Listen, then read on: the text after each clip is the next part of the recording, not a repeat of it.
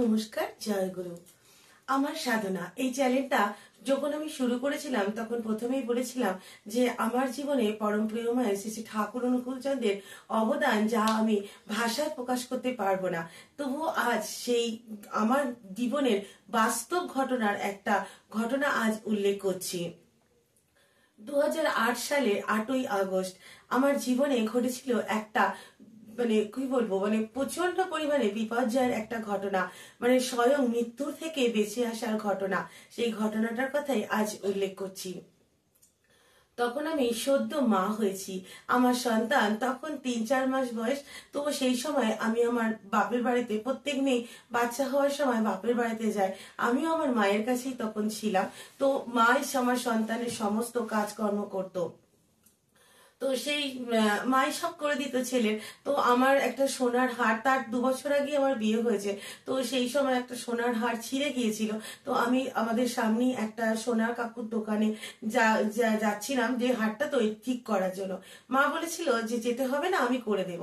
কিন্তু আমি ভাবলাম মা ছেলের জন্য এত খাটে, আবার মাকে যেতে হবে, তাই আমিই গেছিলাম। তো যখন আমি রাস্তা দিয়ে যাচ্ছিলাম বারবার যেন কেননা আমার মনে হচ্ছিল না গেলেই হয়তো ভালো হতো, তবুও গেলাম। যখন আমি কাকুর দোকানে ঢুকলাম তখন আমি আর একজন ভদ্রমহিলা, একটা দাদা আর তার সাথে একটা বাচ্চা সেই দোকানে কাস্টমার হিসেবে উপস্থিত ছিল, এবং কাকু এবং কাকুর একজন কর্মচারী। তো আমি আমার সোনার হারটা কাকুকে দিই। কাকু আমাকে একটা স্লিপ লিখে দিচ্ছিল যে হারটা কত টাকা লাগবে কি এইসব। ঠিক সেই সময়তেই যখন আমি স্লিপটা নিয়ে বেরিয়ে আসবো, সেই সময়তেই হঠাৎ চিৎকার শুনলাম। আর চিৎকার শুনে দেখলাম যে দোকানের মধ্যে দুটো লোক ঢুকে গেল। সেই লোক দুটোর চেহারাটা এতটাই ভয়ঙ্কর এবং তাদেরকে দেখে মনে হচ্ছিল না যে কোনো সাধারণ কেউ। তো সঙ্গে সঙ্গে তারা ঢুকে কাকুর দোকানে যে কলারশিপের গেটটা ছিল সেটাকে তালা লাগিয়ে দেয়, এবং দুটো রিভলভার বার করে একটা আমার কানের সামনে ধরে, আর একটা আরেকজন যে বাচ্চাটা ছিল সেই বাচ্চাটার কানের সামনে ধরা হয়। কাকুকে বলেন যদি না তিনি সমস্ত দোকানের সোনা গয়না দেয় তাহলে এক্ষুনি এখানে আমাদেরকে মেরে দেওয়া হবে। তো কাকু সেই ভয়ের চোটে সমস্ত সোনা গয়না বার করছে। তো সেই মুহূর্তে আমার মনে হলো আমি হয়তো আর আমার সন্তানের কাছে ফিরে যেতে পারবো না, আর আমার জীবনের মৃত্যু যেন আসন্ন। তো আমি শুনেছিলাম ছোটবেলা থেকেই যে যতই ঠাকুরের নাম করা যায় না কেন, কিন্তু মৃত্যুর মুহূর্তে যদি আমরা ঠাকুরের নাম করতে না পারি তাহলে মানুষের সদ্গতি হয় না। তো আমি তখন সেই মুহূর্তে ভাবলাম আমি তো আর ফিরতে পারবো না, মৃত্যু আমার আসন্ন। তাই মৃত্যুর আগে পরম প্রেমময় শ্রী শ্রী ঠাকুর অনুকূলচন্দ্রকে স্মরণ করি, তার মহান নাম করি। তো আমি ঠাকুরের নাম করতে শুরু করলাম, এবং 5 মিনিট আমি যখন নাম করতে শুরু করলাম তার আগে যে দাদাটা আমার কানের সামনে রিভলভার ধরেছিল তাকে আমি দেখছিলাম। যে দাদাটা অনেকটাই লম্বা, আমি তাকে দাদা বলেই সম্মান জানাচ্ছি। হ্যাঁ, ওই যে লম্বা, এবং তার চোখ দুটো লাল জবা ফুলের মতো ছিল এবং অতীব ভয়ঙ্কর।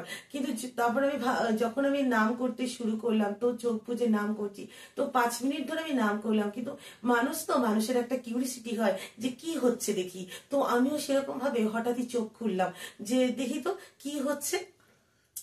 সেই সময় হঠাৎই চোখ খোলার পর সেই দাদাটার দিকে তাকিয়ে আমি অবাক হয়ে গেলাম যে 5 মিনিট আগে যাকে আমি দৈত্য রূপে দেখলাম, যে এক্ষুনি সে যে কোনো কাজ করতে পারেন, মানুষকে মারা, মানুষকে ছিনতাই করা, সমস্ত করতে পারে। তো একটু আগেই বললাম তখন আমার বেশি দিন হয়নি বিয়ে হয়েছে। তো আমার গলায় সোনার চেন, হাতে গয়না, কানে দুল, সমস্ত গয়নাই আমার কাছে ছিল, হাতে অনেকগুলো আংটি। তো সেই আরো যারা ঢুকেছিলেন ডাকাত হিসাবে তারা অন্য কাস্টমারদের কাছ থেকে সমস্ত সোনাগুলোকে লুণ্ঠন করছিল।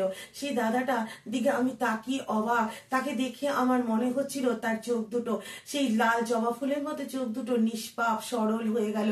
সেই তাকে মনে হচ্ছিল খুব ক্লান্ত, পরিশ্রান্ত। তখন সে আমাকে বোন বলে সম্বোধন করে বলছেন, বোন তোমার হাতের ওই ছোট আংটিটা আমাকে দিয়ে দাও।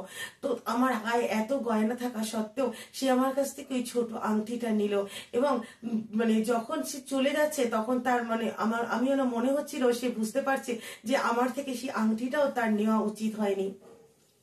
সেই কাকুর দোকান পুরো লুণ্ঠন করে নিয়ে গেল এবং সেই দোকানের যে কাস্টমাররা ছিলেন তাদের সকলের গায়ে যত গয়না ছিল সব নিয়ে গেল, কিন্তু আমার গায়ের কোনো গয়না তো দূরের কথা, তিনি যে পবিত্র মানে ভাবে আমাকে দেখছিলেন পরে।